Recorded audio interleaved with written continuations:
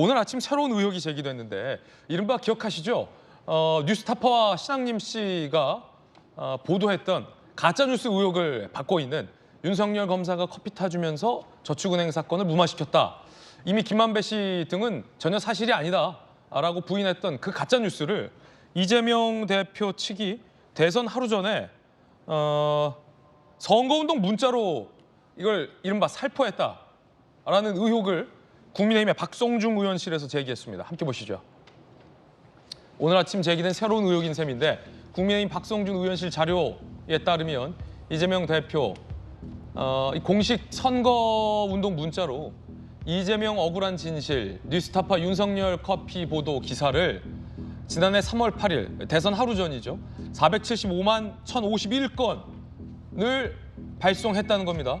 최소 4,800만 원을 사용한 것 아니냐라고 추산이 된다라는 게 박성중 의원실 주장입니다. 국민의힘에서는 이 세금으로 공금으로 가짜 뉴스를 살포했다라고 비판을 하고 있는 상황입니다. 김근식 교수님, 네. 뉴스타파 보도는 가짜로 지금 김만배 씨 등도 그거 사실이 아니다. 에이, 사실이 아니다. 정식 인터뷰도 아니었다라고 하고 부인하고는 있습니다만 검찰에서는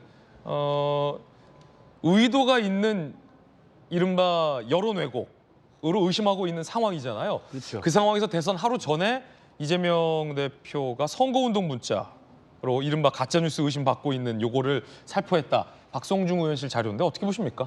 그러니까 지금 검찰이 수사를 하고 있는 단계죠. 그러니까 신앙림 전 언론노조 위원장과 뉴스타파와의 관계가 과연 사전에 모의를 계획해서 의도적으로 가짜뉴스를 만들려고 했던 것인지를 지금 확인하는 과정이 있고요.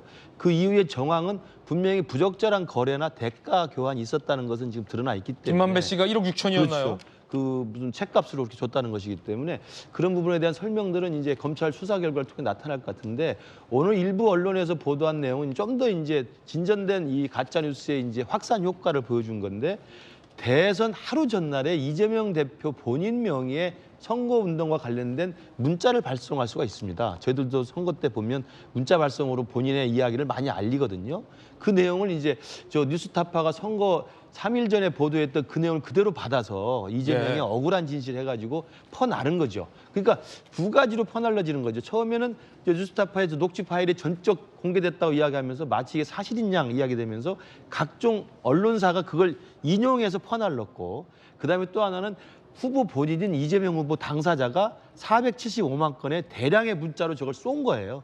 그러니까 그게 이제 이번에 밝혀진 건데 잘 알다시피 선거운동 비용으로 들어가기 때문에 저건 법정으로 다 보전받게 돼 있습니다. 예. 그럼 국민 세금으로 보낸 게 되는 거죠. 해당 그 보도에 대해서 JTBC, MBC 등도 네. 사실관계를 잘 따져보지 못했다라고 사실상 지금 사과를 한 상황. 그렇죠.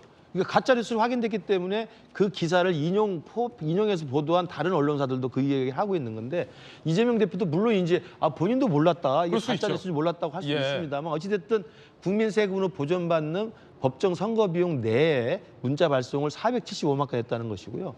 중요한 것은 잘 생각해 보십시오. 0.24%포인트 차이로 이 승패가 갈렸습니다.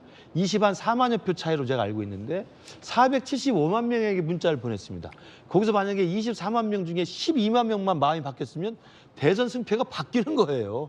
엄청난 겁니다. 물론 이제 그건 가정적인 겁니다만은 그렇기 때문에 정말 검찰 수사 결과 드러나야 되겠습니다만 신앙님과 이 뉴스타파 사이에 의도적이고 계획적인 이 가짜뉴스의 기획 모의가 있었다고 한다면 이건 엄청난 사건이라고 볼 수 있습니다. 예.